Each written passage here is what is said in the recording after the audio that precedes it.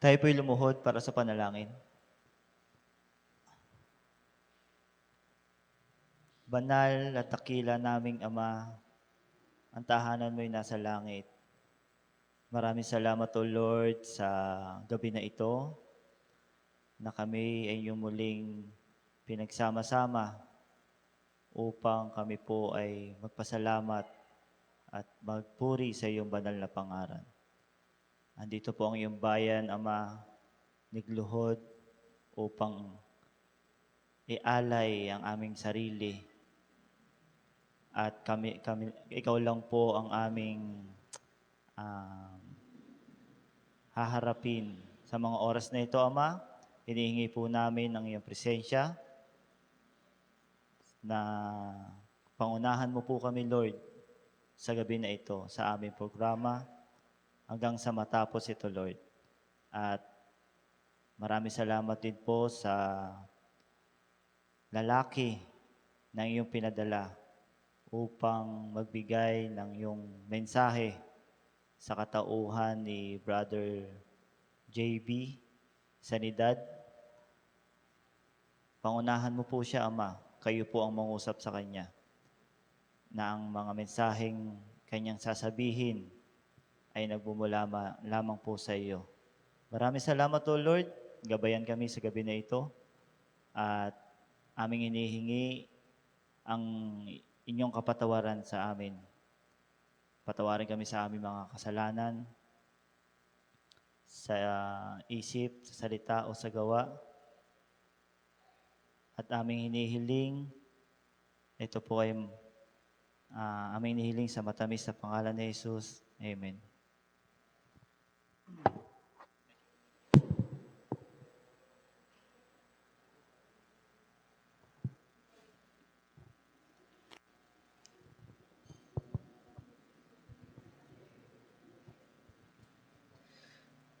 Magandang gabi po sa atin mga kapatid. Kamusta po ang lahat? Ako po ay nagagalak at masaya sapagkat napakabuti ng ating Panginoon na nagkita po tayo ngayon ulit sa gabing ito, sa ikatlong gabi ng ating Week of Prayer, na ang title po ay Communication in Action. Ang part po namin ay ibahagi sa inyo kung sino ang mga participants ngayong gaganaping sa gabing ito.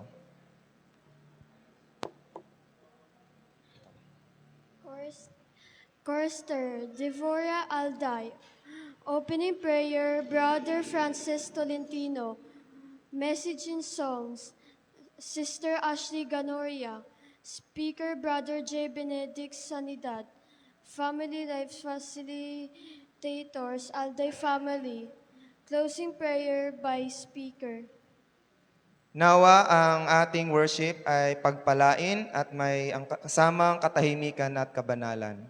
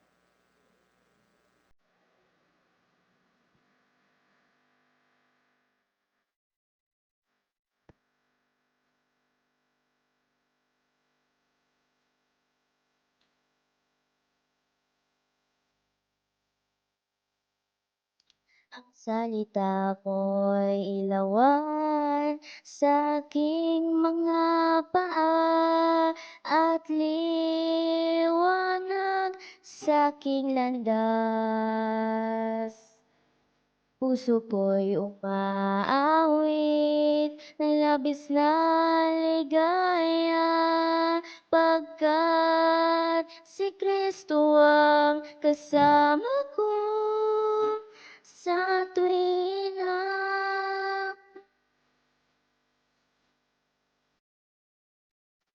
Agos ng tubig sa batis, hampas ng alon sa dagat, pangako mo ay hindi magbabago.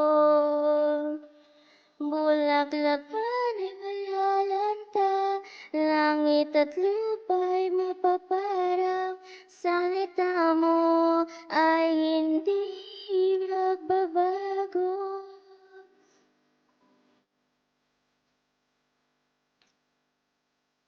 Ang kaligayahan ko'y nasa Panginoon. Buong buhay ko'y purihin ang pangalan mo.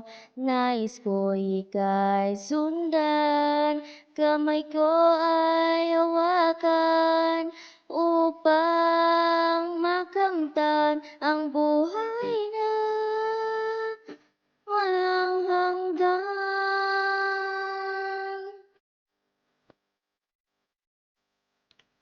Agos ng tubig sa batis, hampas ng alon sa dagat, pangako mo ay hindi magbabago. Bulaklak man ay malalanta, langit at lupa'y mapaparang, salita mo ay hindi magbabago. Agos ng tubig sa batis, hampas ng alon sa dagat, pangako mo ay hindi magbabago. Bulaklak man ay malalanta, langit at lupa'y mapaparang, salita mo ay hindi magbabago. Salita mo ay hindi magbabago. Salita mo ay hindi magbabago.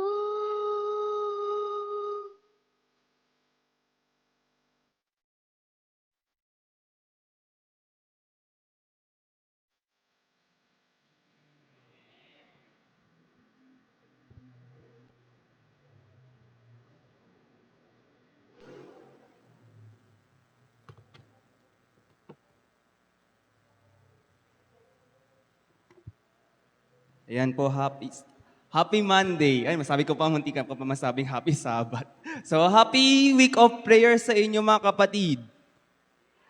Happy Week of Prayer. Happy Monday din. So, ako po ay nagagalak na despite po na meron tayong mga gawain sa ating mga kanya-kanyang buhay, meron tayong school, meron din tayong mga work,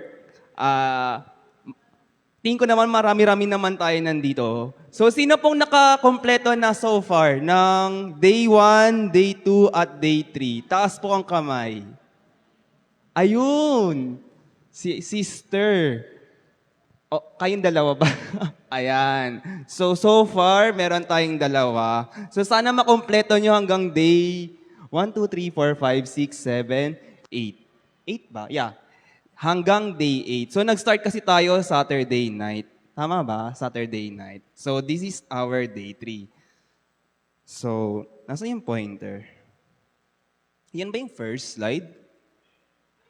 First slide.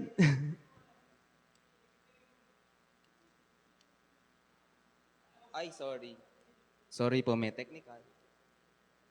Ayan. Okay. So, hindi ko muna i-reveal kung ano yung date, yung ano niya, yung title niya. So, wag niyo muna tignan niyo nandito. Kunyari hindi niyo alam. Okay. So, sino po makakapagsabi ng kahit title lang ng sermon number 1, yung Saturday?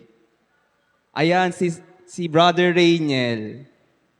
Discipleship. Okay. Discipleship in action. Okay. yung sermon number 2, wag yung muna tignan yan, ha? Kasi tinitignan niya eh. O ano? Prayer in action. O si Sister Isa nagsabi, so ano pong natutunan nyo nung prayer in action? Ano? Sino pong nandito kagabi? Si Sister Sterlen? Gusto niyo po ba magsalita kung ano natutunan niyo po kagabi? Sa word pa lang, no, prayer po. Ano po ang ang importance ng prayer natin sa ating buhay as a Christian? So, gusto ko po mas interactive ang ating panayam ngayong gabi. Sige.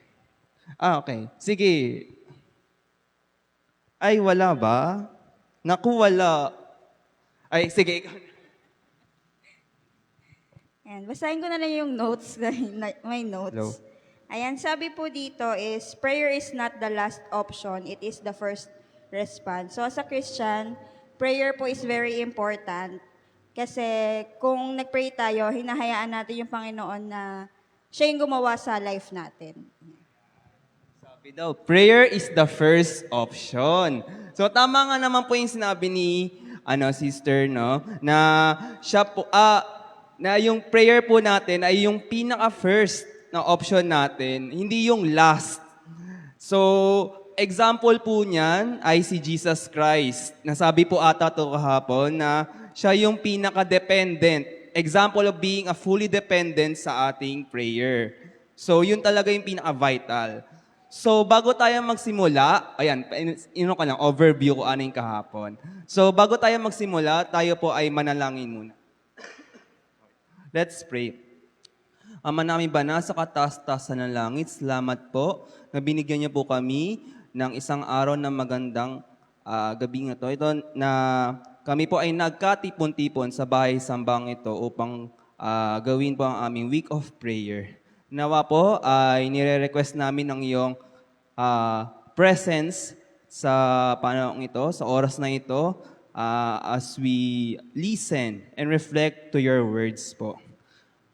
Open our minds and our hearts po and guide us through your Holy Spirit po para po mas manamnam po namin ang lahat na aming mapapakinggan ngayong gabi. Salamat po sa lahat. Ito po, aming dalangin sa pangalan ni Jesus. Amen. So yan po. So meron lang akong first question. Hindi pa yun yung kanina. So sino na po ang nawala sa kahit saan? Wala. Ay, grabe, ang daming Google Maps. Ako, lagi akong nawawala as a frequent traveler. So, sino na pong nawala dito? Wala kasi taga-North tayo, taga-South tayo. SM, City North, EDSA. Eto. Tingin ko naman, wala. Ako lang talaga. Ayan, si Brother Rainiel daw. Ayan. So, marami pong nawawala sa mall. Kasi mahirap nga naman mag-Google Maps dyan. So sabi dito, samahan nyo akong mawala sa Glorieta. Tapos, ang dami pong nawawala kahit sa TikTok. Sobrang minsan po kasi may mga malalaking tayong mall na nahihirapan tayo mag-navigate sa loob. Kaya nga sinasabi ito, ano ang pinaka-nakakaligaw na mall para sa'yo? So, sino na pong nawala habang nagta-travel naman? Wala talaga nagta-travel sa atin. Ako lang din. So as a frequent traveler nga po, kung saan na pumupunta, lagi rin po akong nawawala. So, bilang sa airport, ayan, sa Spain. Ito, personal experience ko to, nawawala ako sa Spain before. So, sobrang nahihirapan ako kasi pare-parehas po yung itsura ng mga roads nila doon. And yun kasi yung first time kong pumunta sa ibang bansa. So wala akong idea kung paano siya gagawin. And English pa po yung kailangan kong gawin. So 2 days pa lang, parang naghahanap na ako ng Pilipino kung paano siya gagawin. So sa Taiwan din, nakapunta rin kami dati at nawawala kami. So hi po sa mga kasama ko na pumunta ako ng Taiwan. So maganda yon. So, sa Hong Kong, ganun din. Ayan. So, ito yung nangyari sa akin before. Paki-play nga. Alak ka, hindi na-play. Ayun sa baba. Ayan. So, ayan po ako dati, 2023, 24 years old pa lang ako nito. Ayan ang sinabi ko dyan. Ayan, Filipino sana para hindi ako hindi ako mahirapan. So, sobrang hirap na hirap ako sa pagsasalita pa ng English dati. And sometimes, sobrang hirap na hirap din ako kung paano ko pupuntahan yan. So, natapos ko yung 10,000 steps na kailangan ko everyday nang hindi ko naman kailangan dati dyan. So, yan. So, ano ba ang kailangan natin talaga pag nagta-travel tayo? So, kailangan natin ng tao, ay, hindi siya nasisinagan dito. So, itong taong to, siya yung nagbibigay ng direksyon. So, tingin ko naman dati, habang wala pang mga Google Maps, lagi tayong nagtatanong sa kung sino-sino. So, yung mga driver natin dyan, sobrang nating ginagamit ito and sa mga oil na mga sa Petron, lagi tayo nagtatanong kahit sa isang tao, lagi tayo nagtatanong. So, kailangan natin yung navigator kung saan tayo pupunta. So, yan po.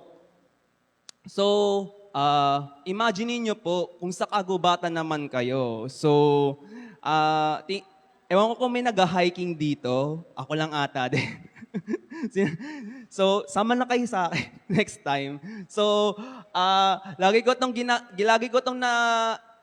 nararamdaman pag nag-hiking ako na pag nawawala ako, kung saan ako pumupunta. Paano na lang kung habang naliligaw ka, may narinig kang nagsabi nito, nandito ako, sundan mo lang ang boses ko, ilalabas kita. So ano pong unang may isip nyo pag may narinig kayong ganun? Minsan nakakatakot, minsan. Pero meron kayong dalawang options dyan pag narinig nyo yan. Unang-una, pwede nyo baliwalain yung boses na yon. Tapos yung second option is pagkatiwalaan mo yung nagsasabi ng ganon. So, mga kapatid, ayan, sa spiritually speaking po, ganito tayo ngayon sa ating Christian living dito sa mundong ito. When sin entered this world po, humanity became lost. So, paano po nawala? CFS. Lost in confusion, lost in fear, lost in separation from God. So marami pong nawala nung pumasok ang kasalanan sa ating buhay.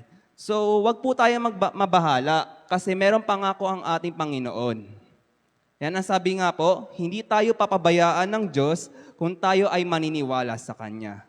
God began revealing Himself to guide the humanity back to Him. So yun po ang pinaka-topic natin for today, God's revelation in action. Yan, God's revelation in action. So, ang our key text ngayong gabing ito ay matatagpuan sa 2 Chronicles 20 verse 20. So, sino pong may mga Bible sa atin? Hello? Ayan. Gusto kong magbasa po yung may mga Bible sa atin. So, pag nakita nyo na po itong 2 Chronicles 20 verse 20, taas pong kamay. Sino pong pwede magbasa? Ayan. Sige, habang hinihintay po natin sila. Ayan. Ay, meron na po? Okay. Brother, meron na? Ayan. Pwede niyo po bang basahin? Ito po. Chronicles 20 verse 20. Second Chronica 20 verse 20. Sa Tagalog version po, kinaumagahan sila'y maagang bumangon at lumabas sa ilang ng Tekoa. Habang sila'y lumalabas, si Jehoshaphat ay tumayo at nagsabi, pakinggan ninyo ako, O Juda at mga mamamayan ng Jerusalem. Manalig kayo sa Panginoon ninyong Diyos at kayo'y magiging matatag. Maniwala kayo sa Kanya mga propeta at kayo'y magtatagumpay. Ayan. So ano po yung sinabi niya sa dulo? Ayan. Englishin ko na lang. Believe in the Lord your God and you shall be established. Believe His prophets and you shall prosper. Also, context lamang po mga kapatid. Si Jehoshaphat na sinasabi dyan sa ating verse ay meron siyang problem. A little problem lang naman. Nasa, middle of war. So, sounds familiar sa atin ngayon, no? So, ayan po, nasa war siya. And, sobrang wala po silang kakayahan na manalo kasi nga, they were outnumbered. And, ang tanging ginawa lang naman ni King Jehoshaphat, imbis na mag-rely siya dun sa military strength nila, ay nag-seek siya ng guidance sa ating Panginoon. So, may pinadala ang ating Panginoon na prophet. Siya ay si Jahasiel. Prophet named Jahasiel. And sinabi ni Jahasiel sa kanya na God Himself would fight the battle for him. And yun yung sinabi niya, yung 2 Chronicles 20 verse 20. Yan. So, explain ko lamang po. Believe in the Lord your God and you shall be established. So, ano bang ibig sabihin yan? Kailangan lamang po natin magtiwala sa ating Panginoon para po malakas ang pundasyon natin sa pang-araw-araw natin. You shall be established sa mga problemang pumapasok sa atin. Mas may kakayahan tayo na i-navigate yon at mapanagumpayan yon. Second naman po is, believe His prophets and you shall prosper.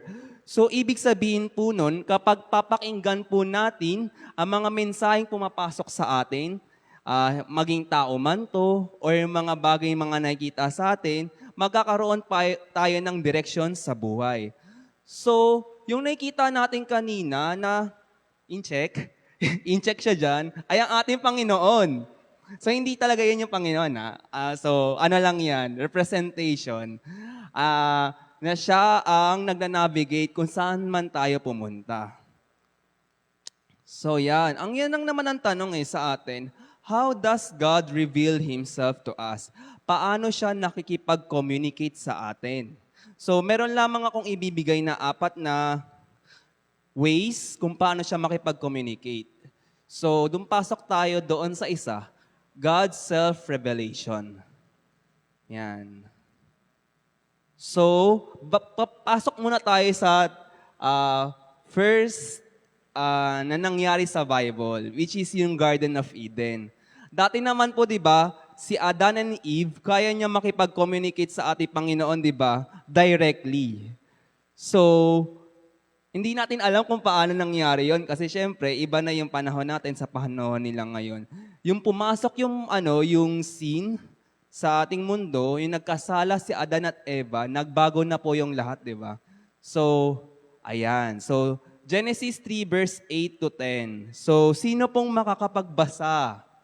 Ulit ng Genesis 3 verse 8 to 10.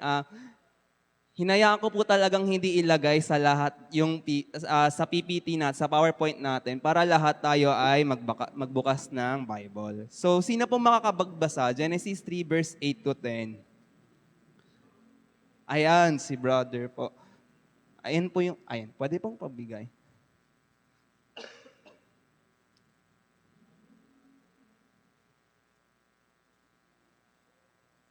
Hello. Genesis 3, verse 8 to 10. Sabi dito, at narinig nila ang tinig ng Panginoong Diyos na lumalakad sa halamanan sa kulimlim ng araw, at nagtago ang lalaki at ang kanyang asawa sa harapan ng Panginoong Diyos sa pagitan ng mga punong kahoy sa halamanan. Okay, stop. Stop muna. Sa 8 muna. Anong ginawa po ni Adan at Eva? Nagtago po. Nagtago. Bakit nagtatago? Okay, next. Verse 9, at tinawag ng Panginoong Diyos ang lalaki at sa kanya ay sinabi, saan ka naroon? O bakit nga pala tinatanong kung nasaan ka? Panginoon yun, di ba? Mas alam niya kung nasaan sila. So, 10. Verse 10, at sinabi niya, narinig ko ang iyong tinig sa halamanan at ako'y natakot sapagkat ako'y hubad at ako'y nagtago. Ayan na. So, ang dami na siyang reason. Kasi pag nagkakamali tayo, ang una nating instinct ay gumawa ng maraming reason kung bakit natin nagawa yung pagkakamaling yun. Tama po ba mga bata? Pag mababa ang score sa exam, anong gagawin mo? Kasi ganito, kasi ganyan. O, pag puyat, kasi ganito nga. O, ganyan. Ang daming rason na pumapasok. So, instinct talaga natin yan as a human na gumawa ng maraming rason pag meron tayong ginawang masama. So, ang unang sinabi nga sa verse 8, "Then the man and his wife heard the sound of the Lord God as he was walking in the garden in the cool of day, and they hid from the Lord God among the trees of the garden." So, bakit nga pala siya umalis? Di ba, kaya naman nilang makipag-directly communicate. Bakit siya nahihiya? And ang nakakaano pa doon, meron pang ginawa ang Panginoon na, bakit nga ba nasaan ka? So, mas alam naman niya kung nasaan eh. So, medyo nakakapagtaka yung mga part na to, pero merong sinasabi ang Panginoon sa atin. Ayan. So, depicts Adam and Eve fear and shame after sin, highlighting human awareness of wrongdoings and the impossibility of hiding from God. Fear replaces relationship. So, yung directly communication nila, nahaluan na ng fear, so mas mahirapan na sila kung paano makikipag-communicate. Pero ang kagandahan sa Panginoon ay, kahit alam niya, hinahanap niya pa rin tayo as a children of Him. So, yun po yung ginawa niya. And ang maganda pang ginawa ng ating Panginoon ay, after magkasala, binihisan niya pa si Adan at Eva ng skin, garments of skin, para lang matakpan kung ano yung kahubaran nila. So sabi nga dito sa Genesis 3 verse 21, "And the Lord God made for Adam and for his wife garments of skin and clothed them." So dito po natin nakikita ang first ever sacrifice sa Bible history. Hindi naman natin alam kung saan manggagaling yan, pero manggagaling talaga yan doon sa mga animals na ginawa at create ni God as a symbol ng sacrifice for the love of for His love for us. So, isang example din ito, yung nabayubay ang ating Panginoong Jesus nung tayo ay nagkasala. So, binigay niya yung bugtong na anak para lamang ay magkaroon tayo ng pagkakataon na maisuot ulit kung ano yung nawala sa atin, which is yung buhay na walang hanggan. Yan. So, at the very beginning po, God was already revealing His plan of salvation. So, God's self-revelation. So, pasok naman tayo sa God reveals Himself through nature. So, hindi lamang po sa way ng pagbigay ng presence ng ating Panginoon sa atin, nagkakaroon ng redeeming factor sa atin, kundi sa nature din.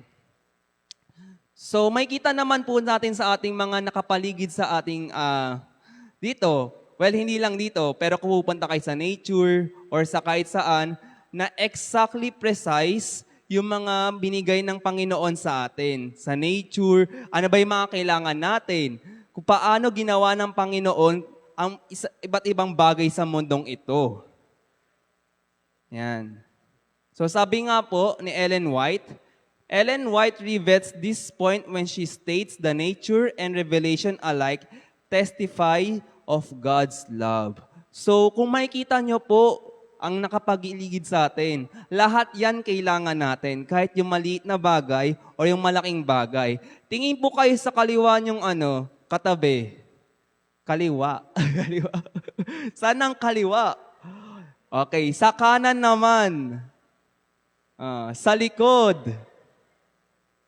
At sa harap. Ayan, sabihin nyo po sa mga katabi nyo, God is love. Okay, wala. Mahal kayo ng Diyos.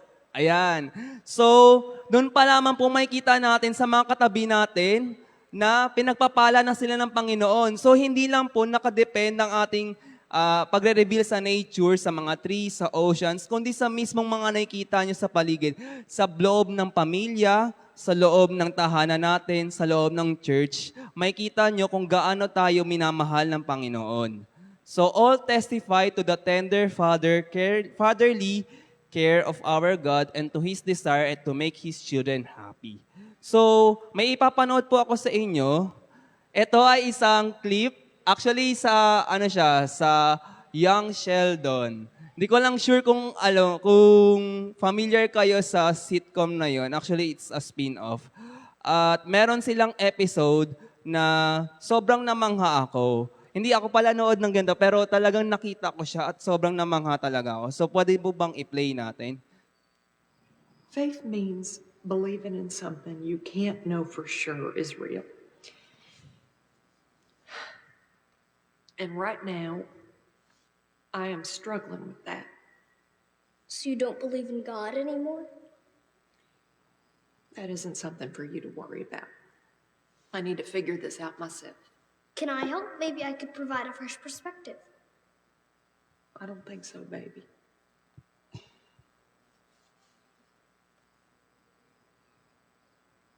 Did you know that if gravity were slightly more powerful, the universe would collapse into a ball? I did not. Also, if gravity were slightly less powerful, the universe would fly apart and there'd be no stars or planets. Where are you going with this, Sheldon? It's just that gravity is precisely as strong as it needs to be. And if the ratio of the electromagnetic force to the strong force wasn't 1%, life wouldn't exist. What are the odds that would happen all by itself? Why are you trying to convince me to believe in God? You don't believe in God. I don't, but the precision of the universe at least makes it logical to conclude there's a creator. Baby, I appreciate what you're trying to do. But logic is here, and my problem is here. Well, there are 5 billion people on this planet, and you're the perfect mom for me.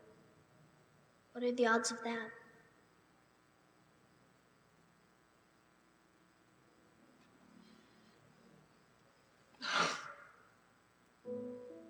Thank you, Lord, for this little boy. I knew I could fix it. Maybe it was you and the Lord. I don't like sharing credit, but I knew in that moment it wasn't the appropriate time to say it. Ayan. So, dyan po sa clip, nagdi-discuss sila. Si mother po, nawawala na siya ng siya po yung religious sa kanilang family, pero siya po yung nawawalan talaga ng faith talaga dahil sa isang tragedy sa kanilang family. So, na-convince siya ng isang ng anak niya. Ang anak niya po dyan ay atheist. Pero sobrang kinamamangha niya po kasi yung creation talaga, yung mga nakapaligid sa buong mundo, sa scientific part, to the point na siya mismo, sinabi niya sa sarili niya na there's specific design for everything that only a creator can do. Hindi siya nagawa by chance. Nagawa siya sa kung sino man ang gumawa. So, it proves that meron talagang isang creator na gumawa sa ating lahat in a precise manner. Nagbigay pa siya ng examples na only percent lang yung difference sa isang bagay and life would not be here in this earth or in this universe. Kahit nga siguro yung malihis lang tayo ng kaunti sa axis natin, sa rotation and sa revolution natin sa solar system, pwede tayong matusta or maging ice age dito sa sa mundong ito. So very precise talaga ang ginawa ng ating Panginoon. And sobrang sobrang nagandahan ako sa sinabi niya sa dulo na there's 5 billion people in this world and you're the perfect mom for me. So binigyan tayo ng Panginoon ng isang bagay na kailangan talaga natin sa buhay natin. So ang daming tao sa mundo, personally, ang daming tao sa mundo, pero binigyan ako ng perfect na mom and dad. sa buhay ko. So, wala po ako dito kung wala po sila sa buhay ko. So doon ko nakita kung gaano ka mahal ako ng Panginoon through His creations na bibigyan niya talaga tayo ng exact na kailangan natin sa buhay. Ayan, so other example po is yung honeybees. Explain ko na lang ma'am po habang piniplay ko siya. So pahinaan na lang natin habang hine-explain ko siya. So merong ginagawa ang mga honeybees, ang mga tropa ni Jollibee. Ayan, na dance. Hindi yung bida ang saya na dansa. Ang tawag dyan ay waggle dance. So ginagawa to ng mga honeybees para mahanap kung saan yung pinaka-location ng nectar or yung food source nila para sa buong colony nila. So, may kita nyo po yan, merong isang linya or pabilog. Ayan. So, ginagawa niya po yung exact direction kung nasaan yung nectar. Ano pa doon, nakakamangha na hindi maipaliwanag ng scientist, hindi sumasama yung nagturo. So, bahala kayo dyan. Ganon. Ganon na po yung ginagawa niya. Pwede naman siya sumama, tapos ito yung nectar.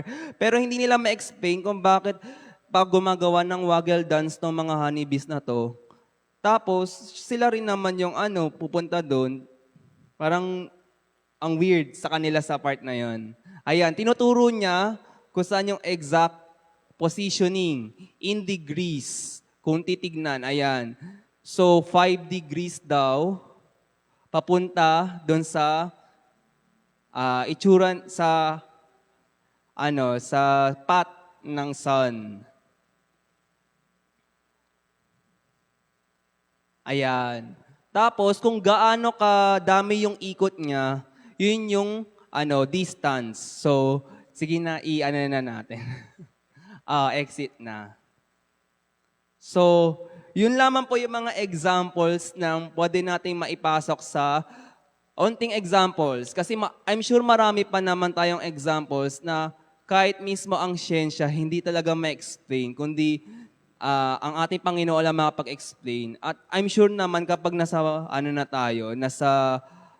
langit na tayo, langit na bayan na tayo, ma-explore natin siya. Dahil nga, yun naman po yung yung pinangako niya sa atin na makakapag-explore na tayo sa iba't ibang mundo, sa pinaka-deepest part ng ocean. So, i-reveal niya po ang mga secrets niyan na. Pero at least ngayon, nire-reveal niya na po through nature.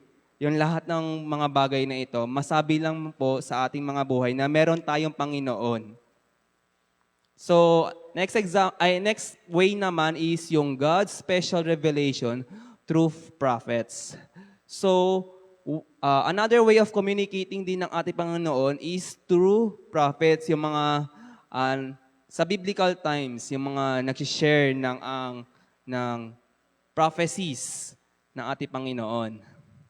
Yan. Sabi dito sa Hebrew 1 verse 1, okay, magbukas na tayo ng ating Bible. Sino po makapagbasa? Hebrew 1 verse 1.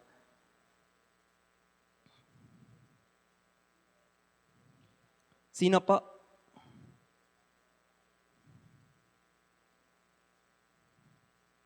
Sige, magtatawag na lamang po ako. Ito mga kabataan natin sa harapan. Nahanap na po ba ang Hebrew 1 verse 1? Ayan. Nasaan na po yung Ayan, okay. Pwede niya po bang basahin para sa amin?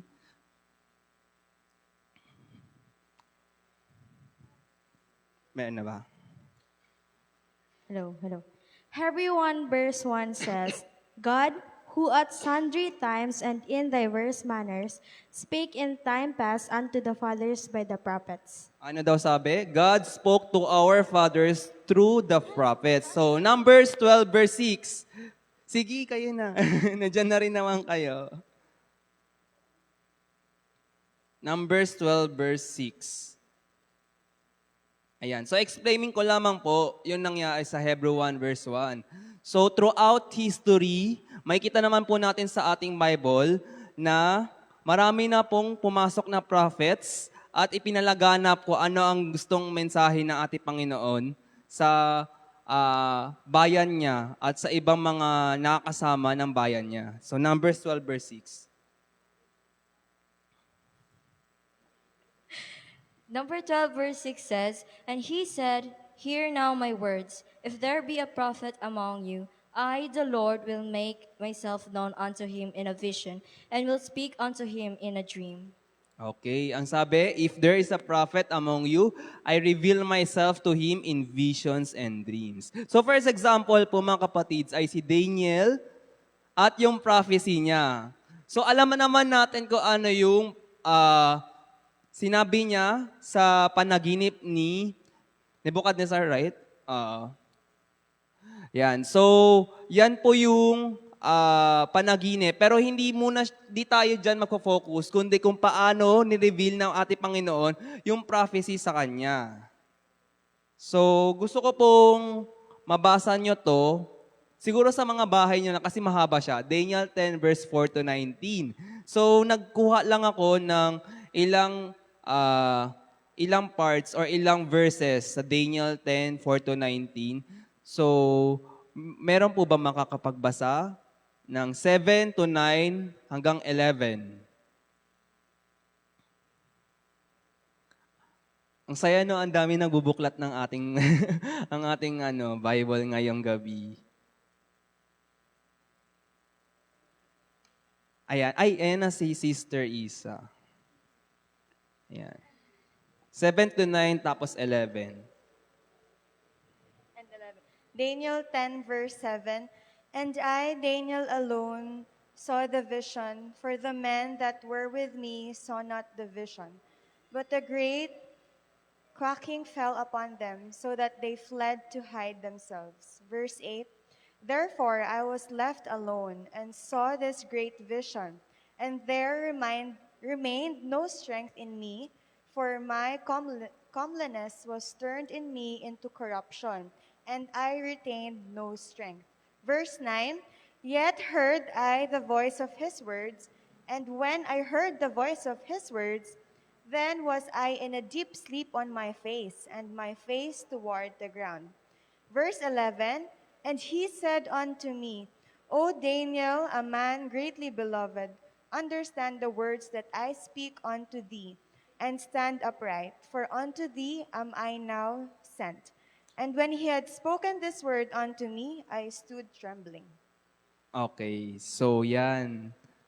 Pinakita lamang diyan kung paano yung experience niya, no? So, at least ito mabigyan natin to ng emphasis po. Daniel saw a powerful vision that the people around him could not see, though they were overwhelmed with fear and fled. So, etong part na to, nakakita siya ng isang vision. Not just vision talaga, pero meron talaga nagpakita sa kanya. And siya lamang po ang nandoon sa specific area na yon. Lahat po ng ibang tao umalis. Dahil nga sobrang lakas. Hindi nila kaya yung presensya. Ayan. So, left alone, he became weak, pale, and helpless, eventually falling face down into the deep sleep as he heard a voice speaking. Sa presensya pa lang na yun, no, sobrang hindi na niya kinaya. Si Daniel na yun, na. So, doon ko na-prove talaga na kapag pumasok talaga sa ang ating presensya, marami po talagang nagsasabi yung mga prophets na pag sila nakakuha ng vision, meron talaga silang weakness na nangyari. As in talagang merong physical na nangyari sa kanila. Pero meron sinabi ang Panginoon. Then a heavenly messenger came to him, called him highly esteemed, and told him to carefully listen and stand up because he had been sent with a message for him. So doon po, sinabi sa kanya kung ano yung meron doon sa prophecy na yon. So marami po tayong prophets na karanas ng ganito. First example na rin po sa atin ay si Ellen G. White. So marami po siyang mga visions dati to the point na nagkakaroon din siya ng ganong effect sa kanya pong katawan habang nag-vision po. So God Himself employed pictures and symbols to represent to His prophets' lesson, which He would have them give to the people. So meron po siya mga binibigay na symbols and pictures For example, yung kay Daniel, hindi niya sinabi talaga yung mga bagay na na kung ano yung ganito, kung ano yung ganyan. Meron siyang binigay na rebulto. Tapos eto, binigyan lang ng meanings. So ganun po magbigay ang ating Panginoon ng isang vision. So next naman is yung nangyari kay Jacob, yung sa ladder. So hindi lang vision ang binibigay ng ating Panginoon, kundi mga dreams. So sa Genesis 28 verse, actually wala eh. Buong 28, Genesis 28 siya. So ipapanood ko na lang itong part na to. Ayan. May sound siya. Ayan. So ito yung Do you mismong ever have dreams while you're sleeping? Ayan, ito yung mismong Have you ever had a nangyari really kay special Jacob dream that dati. you didn't want to wake up from? Well, that was the type of dream Jacob had while he was sleeping on his rock pillow. It was a very beautiful dream. Do you want to hear what it was? In Jacob's dream, he saw a tall stairway. It was so tall that even though the bottom of the stairway was sitting on the earth, when Jacob looked up, he could see that the stairs reached up, up, up, all the way to heaven. And that's not all. There were angels on the stairs. Some were going up the stairs toward heaven, and some were coming down the stairs toward earth. But at the very top of the stairs was the best part of all. Standing at the top of the stairs was God. God said to Jacob, I am the Lord. I am the God of your father Isaac and your grandfather Abraham. Jacob, I'm going to give a gift to you and your children and all their children after them. I'm going to give you this land you are sleeping on. I'm going to give you so many children who will have more children and who will have more and more children. There will be so many children that you won't be able to count them all. They'll cover this land in all directions, north, south, east, and west. Does that sound familiar? That's the same promise God gave to Abraham, isn't it? God continued, I am with you. I will protect you wherever you go. And one day I will bring you back to this very spot where you are sleeping on this rock pillow. I will not leave you. I'll do what I promised you. Then Jacob woke up. He thought, wow, wow, wow. God was here all along and I didn't even realize it. This is an Okay, stop na natin. awesome place. Ayan. So, doon po sa story ni Jacob, makikita nyo naman po ay merong nagpakita sa kanyang isang ladder with full of thousands angels at sa pinakataas nandun ang ating Panginoon. At sinabi ng ating Panginoon, sa kanyang manggagaling yung descendants ng lahat ng bayan ng Panginoon at magiging parang isang po siyang buhangin sa karagatan. Napakadami. At ang sinabi niya, dun sa Genesis 28 verse 13 to 15, ayan, sabihin ko na lang, Behold, I am with you, and I will keep you wherever you go, and will bring you back to this land, for I will not leave you until I have done what I have spoken to you. So ang gandang promise sa kanya ng Panginoon, no, na hindi siya papabayaan at ang kanyang bayan, kung ano meron sa kanya, at ganun din po. Which is, nakikita naman po dito sa atin, no, na talagang iniingatan tayo as kasama sa bayan ng ating Panginoon. Ayan. So, sabi nga po dito sa Joel 2 verse 28 to 29, I will pour out my spirit on all flesh. Your sons and daughters shall prophesy. Your old men shall dream dreams. Your young men and shall see visions. So hanggang ngayon, hindi lamang po ay itong visions at dreams na to ay may kita sa biblical times. Hindi lamang po nagsastop din sa kung anong meron nangyari kay Ellen G. White, kundi hanggang ngayon po, no, nagpaparamdam talaga ang ating Panginoon. Hindi lamang po minsan sa mga dreams, sa mga vision. Although sometimes talaga may mga part na parang pumipigil, may mga part na nagkakaroon tayo ng sense na ito yung mga bagay na ito yung mga kabuti sa atin. Kasi that's how God is simply saying na ito yung magandang decision para sa iyo. And that is the work of our Holy Spirit. So hindi lamang po dreams and vision, kundi may Holy Spirit po tayo na nag-guide sa atin kung saan tayo dapat pumunta. Ayan. So sabi ito, in ancient times, God spoke to men by the mouth and prophets and apostles. In these days, He speaks to them by the testimonies of His Spirit. So doon po may kita. Ayun po, sabi po yan ni Ellen G. White. Ayan. Who are Seventh-day Adventists? So meron po tayong reminders lamang po kay Ellen G. White na as a Seventh-day Adventist na nakakaalam po talaga kung ano ang katotohanan sa Biblia po, meron po sa ating responsibility na tayo po kasi mas alam natin yung liwanag at kailangan po natin yung palaganapin sa iba't ibang ang mga tao. So parang tayo na po ang modern prophets dating, sa ating kapanahunan. So dati kasi binibigyan lang pa isa-isa and sila po yung naging prophets. Pero as a Seventh-day Adventist, we can share our gospel by just being you or by just sharing the gospel that you have. May mga times kasi na, hindi ako marunong magsalita, hindi ko yan forte. Hindi, maging katulad ka lang ng ating Panginoon sa araw-araw niya, doon ka makapag-share ng kanyang gospel. And sabi nga po dito, tayo po ay chosen generation, a royal priesthood, a holy nation, and a peculiar people. So,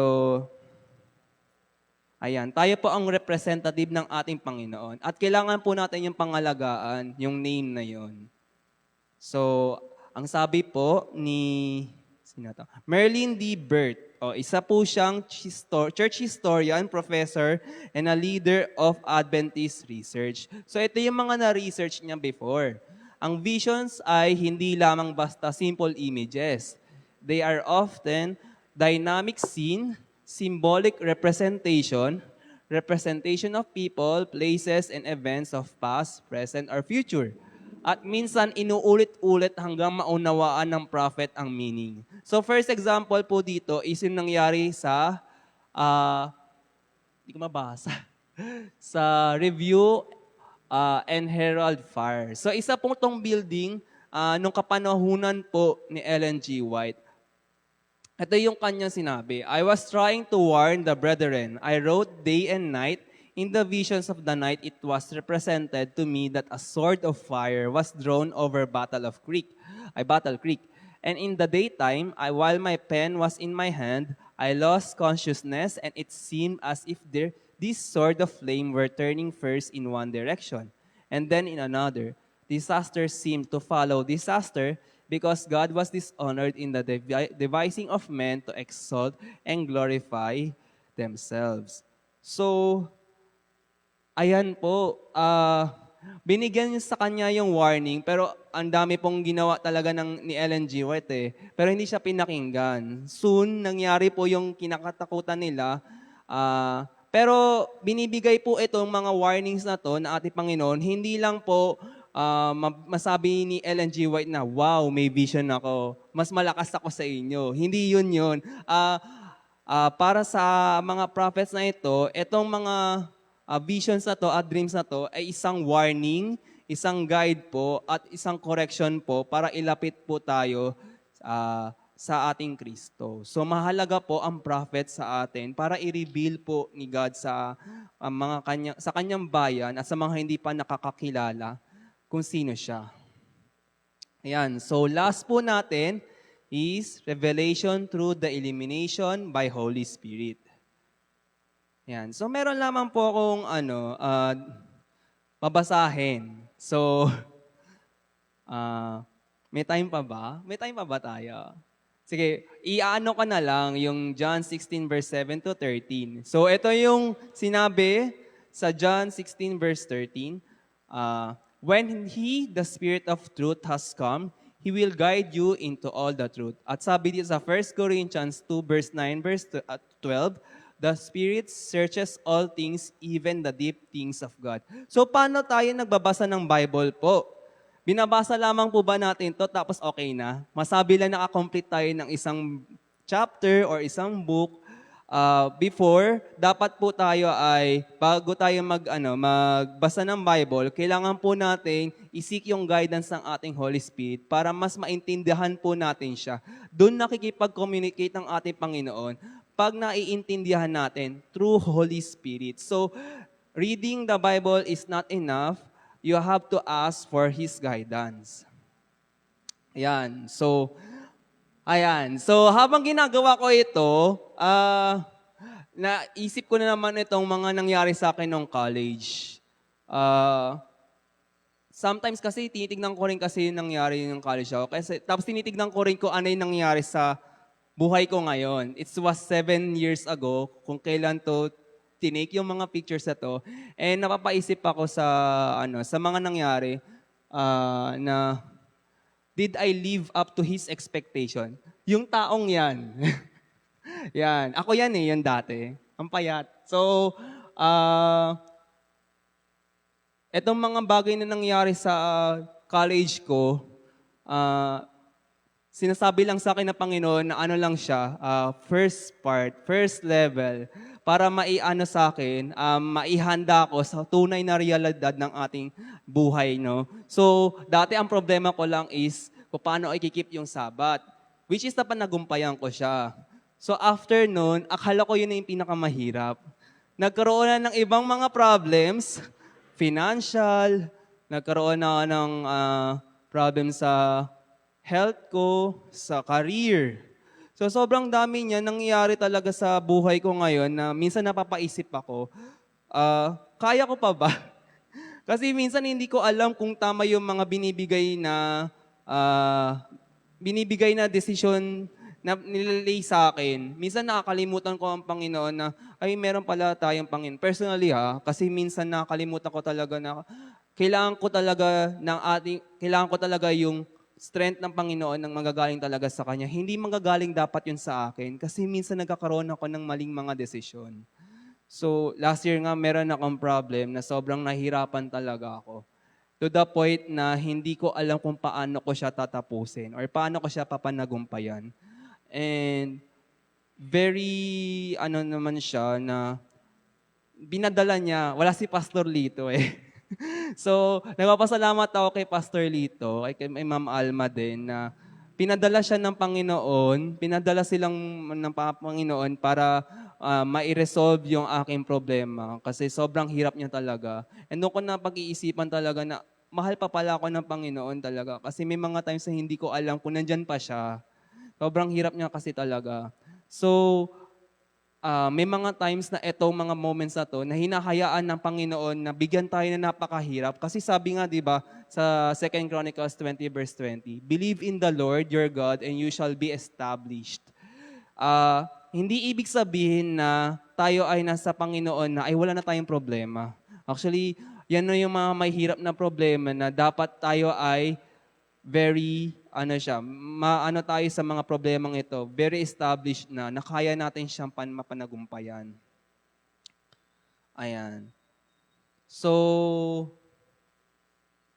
yan, magsasabi lang ako ng isang tanong lamang sa inyo na how does God reveal Himself to you as a Christian po? Sinabi na rin sa atin, through nature, through prophets, His words, and the Holy Spirit. Pero minsan ba nakikinig ba talaga tayo? Yun talaga yung tinatanong sa atin ng Panginoon. Nakikinig ba tayo sa mga signs na ito na binibigay? So, tinatanong rin sa atin na, nasaan ka nga ba? Kung nakikinig ka, pero ba't wala ka pa rin sa akin? So, maybe sometimes na tayo na distant tayo, lost tayo, feeling natin uncertain talaga mang nangyari. Pero kailangan lamang po natin siyang pagkatiwalaan at may ibibigay lamang po ako na isang quote. Sometimes God does not reveal the whole future. He reveals just enough for the next step of faith. So, bibigay lamang po niya kung ano yung kailangan natin sa panahong ito at sa moment na yon. Yan. So, ito lamang po yung mga tanong ko ngayong gabi. Will you trust Him today? Will you listen to His voice? Will you follow His guidance? Ngayon lamang po, kapatid, happy week of prayer.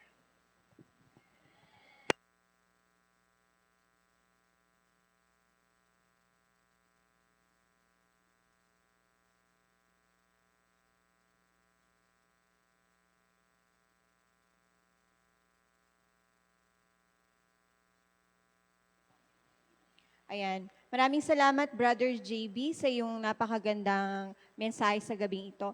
Bali, isang question na lang po bago ko po kayo hatiin. Ang tanong na lang po ay, marami po kasi tayong, different po yung mga experiences natin sa buhay, kung paano ni-reveal ng Panginoon ang kanyang sarili sa atin.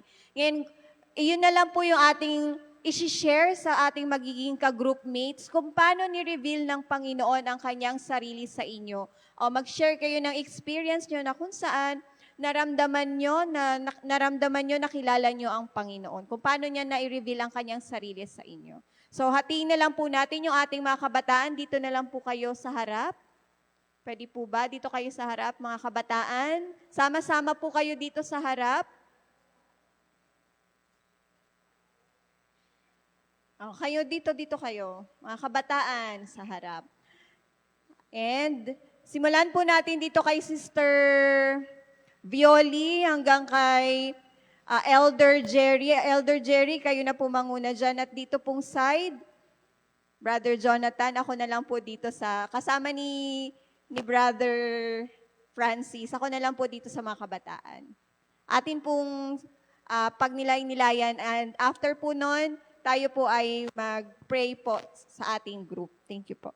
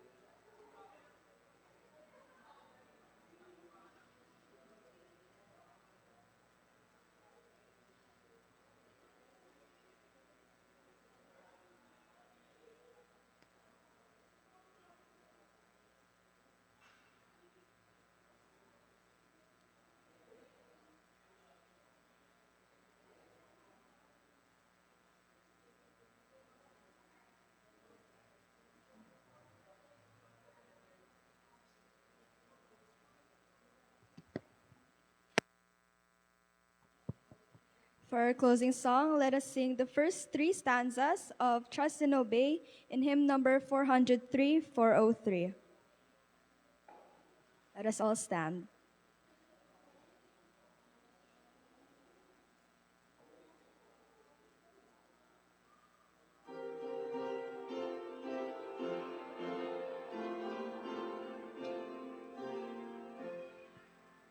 When we walk with the Lord in the light of His word, what a glory He sheds on our way. What we do is good will, He abides with us still, and with all who will trust and obey. Trust and obey, for there's no other way to be happy in Jesus, but to trust and obey. Not a shadow can rise, not a cloud in disguise, but a smile quickly drives it away. Not a doubt nor a fear, not a sign nor a tear can abide while we trust and obey. Trust and obey, for there's no other way to be happy in Jesus, but to trust and obey. Not a burden we bear, not a sorrow we share, but it's only done quickly repay. Not a grief nor a loss, not a frown nor a cross, but is blessed if we trust and obey. Trust and obey, for there's no other way to be happy in but to trust and obey.